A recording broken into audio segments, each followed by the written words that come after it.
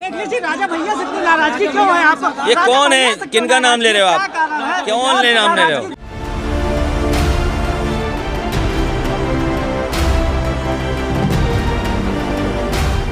अगर राजा भैया और अखिलेश यादव मिल गए तो क्या होगा? अगर राजा भैया ने समाजवादी पार्टी का प्रचार कर दिया तो कैसी होगी उत्तर प्रदेश की तस्वीर? अगर राजा भैया के खिलाफ समाजवादी पार्टी ने उम्मीदवार उतार दिया तब क्या होगा? देख लीजिए राजा भैया से इतनी नाराजगी क्यों है आप? ये कौन है, किनका नाम ले रहे हो आप? क्यों ले नाम ले रहे हो? अखिलेश प्लस राजा भैया यूपी में समीकरण के बनने के आसार हों या ना हो, लेकिन इन दोनों नामों की चर्चा जरूर होती रहती है। राजा भैया बेशक अकेले हैं, लेकिन अपने दम पर ही राजनीति का खूंटा गाड़े रहते हैं। मायावती ने पूरा का पूरा जोर लगा दिया, लेकिन राजा भैया का कुछ बिगाड़ नहीं पाई। अब अखिलेश और राजा भैया के बीच दुश्मनी तेज हो गई है, इसलिए आज हम इसका विश्लेषण करने की कोशिश करेंगे कि अगर अखिलेश यादव और राजा भैया मिल जाए तो कैसी होगी उत्तर प्रदेश की तस्वीर, और क्या राजा भैया को उनके गढ़ में हराना मुमकिन है। राजा भैया की सबसे बड़ी कमजोरी कह लीजिए या उनकी सबसे बड़ी ताकत उनके पीछे खड़ी पब्लिक है, यानी उनका कैडर। 1993 से लेकर अभी तक ना तो मुलायम लहर और ना ही मायावती लहर और ना ही कभी मोदी लहर कुंडा के नरेश को हरा पाए। धूल चटाना, किसी को धूल चटाना वो नहीं, लेकिन हाँ अपनी पार्टी बनाई है, हर वर्ग का आशीर्वाद मिल रहा है। 1993 से शुरुआत करते हैं। 1993 में निर्दलीय कुंवर रघुराज प्रताप सिंह चुनाव मैदान में उतरे। उन्हें 89,473 वोट हासिल हुआ। उनके खिलाफ उम्मीदवार थे सपा के ताहिर हसन को 22,186 वोट मिले। 1996 में राजा भैया फिर निर्दलीय उतरे। 98,700 वोट उनको मिले, जबकि उनके खिलाफ बीजेपी ने शिव नारायण मिश्रा को उम्मीदवार बनाया था। शिव नारायण मिश्रा को सिर्फ 17,959 वोट ही मिले।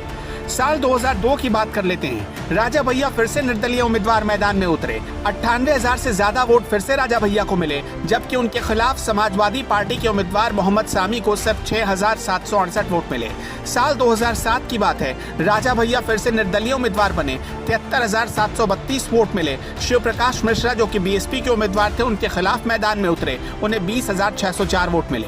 2012 की बात है, जब राजा भैया फिर से निर्दलीय चुनाव मैदान में उतरे। 1,11,392 वोट मिले राजा भैया को, जबकि बीएसपी के शिव प्रकाश मिश्रा को 23,137 वोट ही मिल पाए। 2017 में तो राजा भैया ने रिकॉर्ड ही तोड़ डाला। राजा भैया निर्दलीय चुनाव मैदान में उतरे। समाजवादी पार्टी का समर्थन उनके साथ था।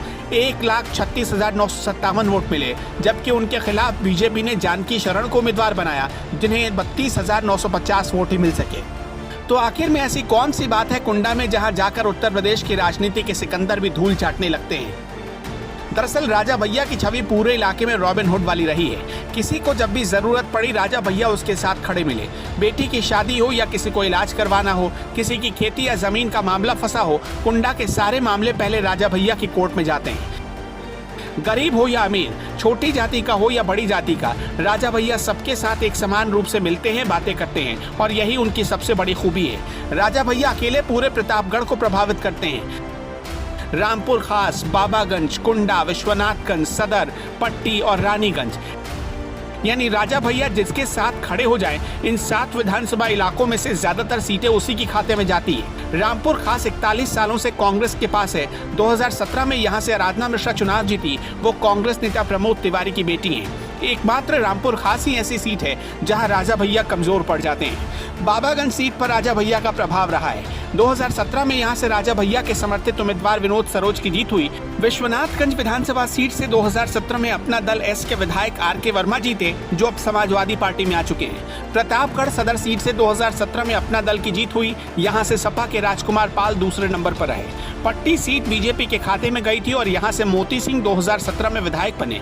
इस सीट पर भी समाजवादी पार्टी का दबदबा रहा है। रानीगंज सीट से सपा के उम्मीदवार शिवाकांत ओझा पिछली बार तीसरे नंबर पर रहे।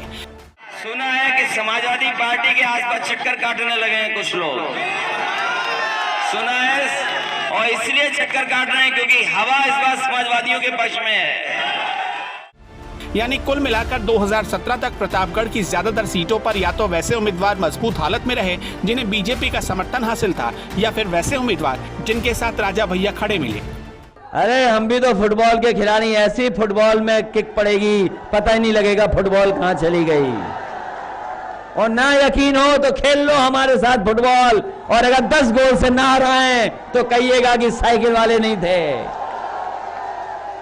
फुटबॉल के खेल में तो ऐसा नचाएंगे उन्हें कि पता नहीं लगेगा कहां चले गए।